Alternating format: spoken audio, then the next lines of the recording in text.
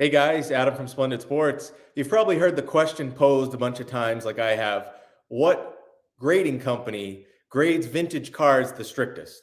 I've heard that answered with various companies. I've heard people say PSA, I've heard them say SGC, I've heard others say CSG grades the strictest. After my latest experiment, I'm now convinced who I think is currently grading vintage cards the strictest. And I've done a few of these, but I did another crossover attempt from an SGC slab to a PSA. And this card in particular, actually, I mentioned it on a recent episode number 5 of Turn Back the Clock with Dylan, Double V Vintage Baseball Cards. I'll show a little clip here. As you may know, if you've watched my channel, I'm a Mickey Mantle collector, and one of the things I'm trying to do at some point is to complete the Mickey Mantle run. And because I started collecting years back, it's been in PSA mostly. You know, I was buying PSA slabs. I didn't even know any other grading companies other than Beckett. But since then, I have acquired some Mickey Mantle cards in SGC, and I got a really good deal on this one. This is a SGC 8 of the, really great. That's this one. Great eye, nice, tough card to find centered. SGC 8. I bought this one on Twitter like 2 years ago or whatever. Got a real good deal on it. One of the things I would like to do, no disrespect to SGC, but because I'm making that Mantle run, I want to make it in all PSA slabs. I want to ideally get this into a PSA slab.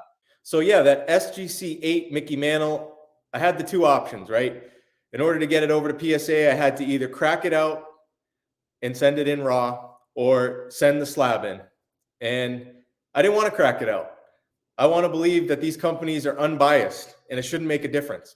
So what I did is I sent the slab in to PSA, and I did put a minimum grade of 7. I felt like looking this card over, anything less than a 7 for me would just be unacceptable. And I'm not doing this for resale or anything like that. I'm doing a couple Mickey Mantle runs on the PSA registry. So not selling the card or anything like that. So the grade, like a lot of vintage cards, isn't the most important thing. It's a great looking card either way, whatever slab it's in, whatever grade it has. It's not going to change the card. But for me, just for my own sanity, looking this card over, it should get nothing less than a 7, regardless of the grading company. And I feel like it is a solid 8. So I sent it in with that 7 minimum grade, and I got the result back, which I'm going to share with you here in a minute. But before I do that, I do want to bring up, just to give you a better look at the card in SGC. So this is from the SGC website.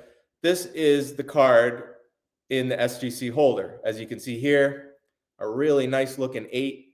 Show you the whole front here. Now this one was graded too, not that long ago. So that's an important thing. It's not like this card was graded 5 years ago or whatever. And just all around, great looking card, very sharp. So I felt like it was very deserving of the 8. And here's the back of the card. So looking good there. And so I sent it in a little over a month ago. So it only took about a month to get it back. And here's the result.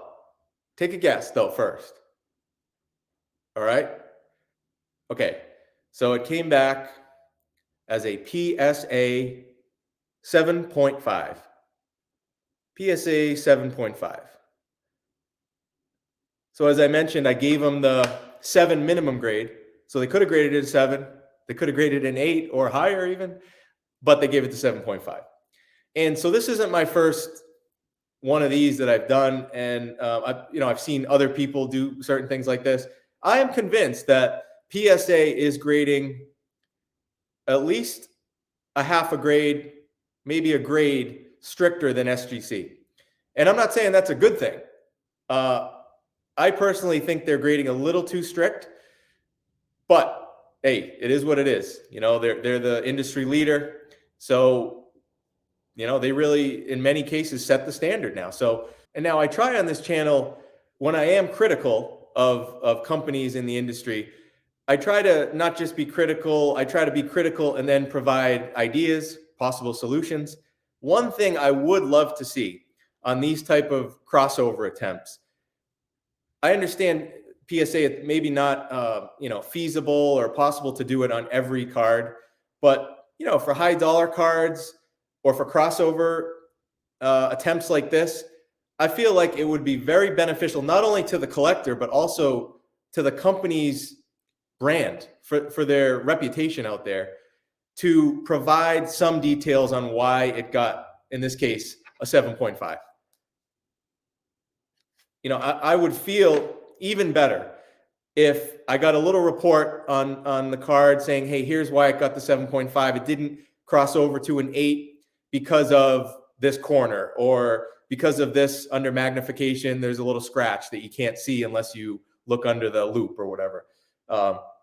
I'd feel a little better if I got some reason other than theories floating in my head of they're just grading stricter, or they saw that SGC graded an 8 and they think they're the strictest grader. They want to be the strictest grader, or they want to be known as the best. And the way they think of being the best is by grading the strictest.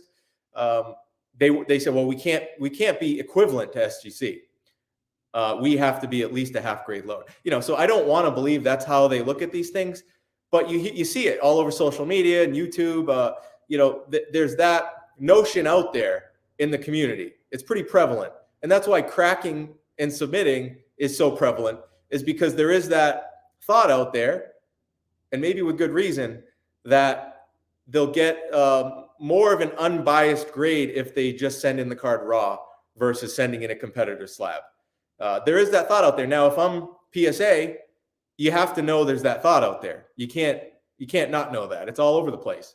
So from that perspective, even if you only do it on the higher price submissions, like in order to cross this over, it was $75 to do this crossover because of the dollar amount. So it's not cheap. And a lot of you say, well, you're crazy for spending that money to do this.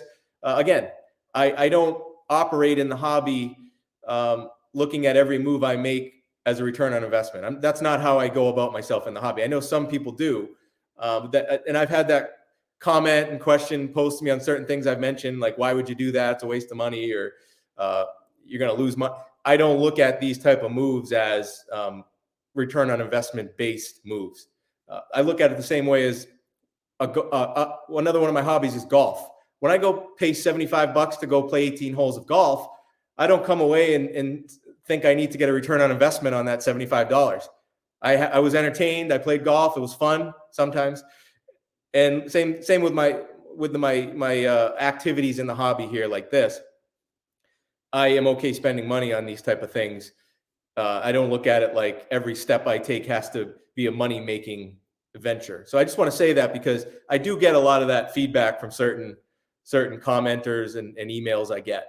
So feel free to do the hobby however you want to do it, but that's how I do it right now. So that was just my constructive feedback for PSA, and I would love to get your feedback too, as someone who watched this video, on any of this. What do you agree with me? Do you agree that it would be a nice feature for PSA to add for certain submissions? Maybe even if they give you the option to do it and you have to pay a little more. And some people might want to do that. I know I probably would on some of these, just for my own peace of mind.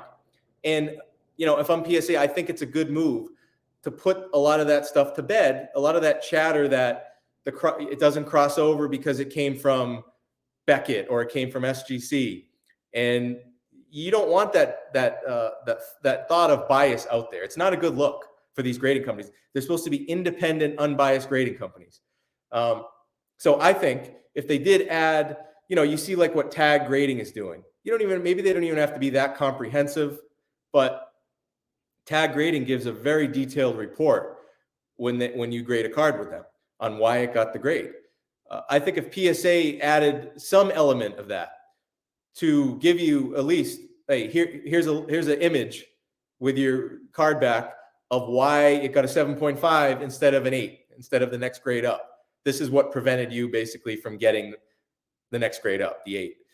I would love that.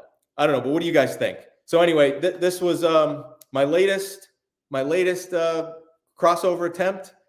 And I'm actually pretty happy because part of me thought I was going to get a 7.